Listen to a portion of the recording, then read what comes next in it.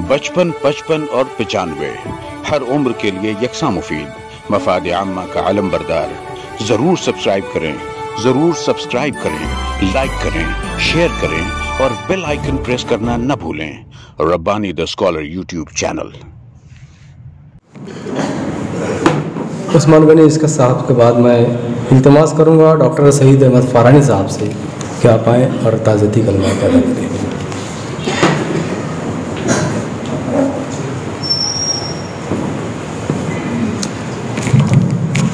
अस्सलाम वालेकुम। ग़ालिबन 30 सालों में जब से मैं मालेगांव आया हूँ, ये पहली अदबी नशिस्त है जिसमें मैं इलियास सिद्दीकी साहब को बनफ्स नफीस मौजूद नहीं पा रहा हूँ। दुनिया में अल्लाह ताला ने हर इंसान को कुछ न कुछ सलाहियत दी है, लेकिन सलाहियतों का इतना भरपूर इस्तेमाल करने वाला शख्स सिर्फ़ और सिर्फ इलियास सिद्दीकी सर थे। मैंने अपनी ज़िंदगी में, मैं हालांकि उनका स्टूडेंट कभी नहीं रहा हूँ, यानी बाकायदा स्टूडेंट नहीं रहा हूँ, लेकिन जब से मालेगांव आया हूँ मैं समझता हूँ मैं उनसे कुछ न कुछ चीज़ें सीखता रहा हूँ। एक रोज़ हॉस्पिटल के बाहर चाय की दुकान पर बैठे थे, मैं हॉस्पिटल से निकला तो मुझको बुला लिए चाय पिलाने के लिए। बोले डॉक्टर साहब आप कहते कुछ, यानी प्रोग्राम में ज़्यादा नहीं बोलते, एक दो जुमला बोलकर बैठ जाते हो। मैं बोला मुझे बोलना नहीं आता, बचपन में तकरीर करता था, वो लिखी हुई रहती थी, मैं उसको एक्टिंग करता था। तो बोले कि इतनी देर से तो बात कर रहे हो। बोले बस ऐसी ही बात कर दिया करो। और उसके बाद में दूसरा ही, मेरे ख्याल से चंद रोज़ के बाद जेटी में प्रोग्राम था, तो मैं इलियास सर बैठे हुए थे और उनको देखकर मुझे याद आ गया कि गुफ्तगू कर लिया करो स्टेज पर खड़े होकर। तो मैं जब बात करके गया तो मुझको बाकायदा मेरी तकरीर की एनालिसिस उन्होंने मैसेज की थी कि आपने 22 मिनट बोला, आपने स्टूडेंट्स को भी एड्रेस किया, आपने मैनेजमेंट को भी एड्रेस किया, आपने टीचर्स को भी एड्रेस किया। यानी उन्होंने मुझे बाकायदा एक तरीके से मुझे यानी टीचिंग किया, उन्होंने कोचिंग की कि किस तरीके से बोलना चाहिए।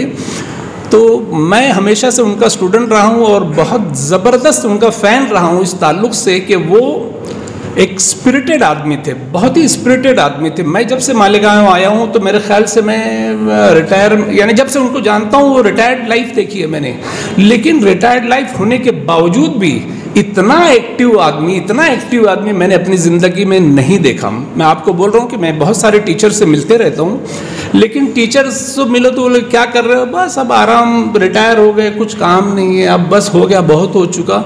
लेकिन मैं सोचता हूँ कि रिटायरमेंट के बाद में आदमी ज़िंदगी बहुत लंबी उम्र रहती है, किस तरीके से गुजार सकता है। अभी 2 हफ्ता पहले इलियास सिद्दीकी सर आए थे हॉस्पिटल में, तो मैंने उनको कहा कि सर एक हदीस है जिसका मफहूम इस तरीके से है कि अगर सूर फूंका जा चुका हो और पहाड़ रूई के गालों की तरह उड़ रहे हों और तुम्हारे हाथ में एक फतीला हो, यानी कि खजूर की रोप हो, और इतना वक्त हो कि तुम उसे ज़मीन में लगा सको, तो तुम्हारी कोशिश ये होना चाहिए कि उसको लगा दो।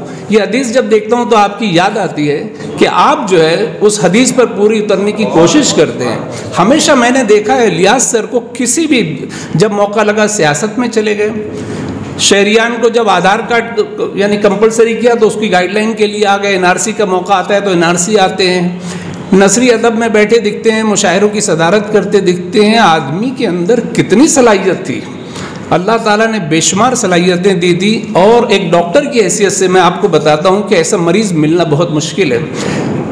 अगर उनको जो बीमारियां थीं, उनको आर्थराइटिस था, इतना शदीद आर्थराइटिस था कि 2 कदम चलना दोबर था उनके लिए, लेकिन सिर्फ अपनी क़ुव्वत इरादी से उन्होंने आर्थराइटिस से यानी कि ओवरकम किया उन्होंने। उसके बाद उनको दिल का आर्जा हुआ, एंजियोप्लास्टी हुई, उसके बाद कोविड में वो मुब्तला हुए।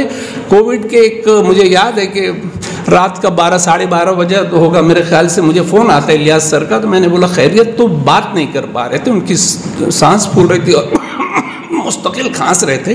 खांसते खांसते मुझे कहते हैं कि यहाँ पर कोई डॉक्टर नज़र नहीं आ रहा है। मालेगांव स्कूल में गालिबन थी वो, मुझे कोई नज़र नहीं आ रहा है, मैं किसको मिलूँ। मैं बोला मेरी सांस नहीं समा रही है। मैं बोला सर आप इत्मीनान रखिए, मैंने फ़ौरन सिविल हॉस्पिटल में डॉक्टर महाले को फ़ोन किया कि एम्बुलेंस भेजिए, हमारे उस्ताद वहाँ पर एडमिट है और उनको फ़लाँ कमरे में है। तो खैर वो एम्बुलेंस पहुँची और वहाँ से फिर वो जीवन हॉस्पिटल शिफ्ट हुए। फिर मुझे फ़ोन किया कि मुझे यहाँ नहीं रहना है, फिर हमने उनको सिविल हॉस्पिटल शिफ्ट किया। फिर जब फ़ारहान हॉस्पिटल शुरू हुआ तो फ़ारहान हॉस्पिटल में आए, यानी तकरीबन 4 अस्पताल में वो घूमे।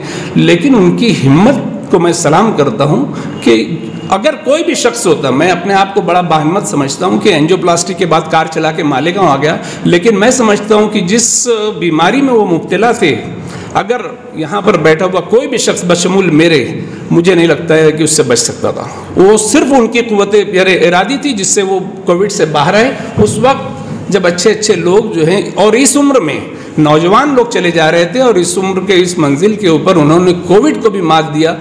ये आज जो सानिया गुजरा है, आज जो, यानी मुझे यकीन नहीं आ रहा है। मुझे अभी भी लगता है कि बस वो मुस्कुराते हुए अभी दाखिल हो जाएंगे, खरामा दाखिल होंगे, और बहुत दिन लग जाएगा मेरे ख्याल से इससे हमको निकलने के लिए कि अब इलियास सर हमारे बीच में कभी नहीं रहेंगे। लेकिन इलियास सर की बातें, इलियास सर के जो भी तहरीरें हैं, जो भी उनकी किताबें हैं, हमेशा हमारी रहनुमाई करती रहेगी। मेरी दुआ है कि अल्लाह ताला उन्हें जन्नतुल फिरदौस अता करे और हम सबको सब्र जमील अता करे। शुक्रिया। 55, 55 और 95 हर उम्र के लिए यकसा मुफीद, मफाद आम्मा का आलम बरदार। ज़रूर सब्सक्राइब करें, लाइक करें, शेयर करें और बेल आइकन प्रेस करना न भूलें। Rabbani the scholar YouTube channel. Rabbani the scholar YouTube channel इल्मी, अदबी, दीनी, मिल्ली, समाजी, सकाफती, तहजीबी, फलाही, तिब्बी, फ़न्नी, माशी, तिजारती, माशरती, इंतज़ामी, इनकलाबी, तहरीकी, तहकीकी, तकनीकी, तफ्तीशी, तामीरी, तालीमी व मालूमाती यूट्यूब चैनल। ज़रूर सब्सक्राइब करें, लाइक करें, शेयर करें और बेल आइकन प्रेस करें। Rabbani the scholar YouTube channel.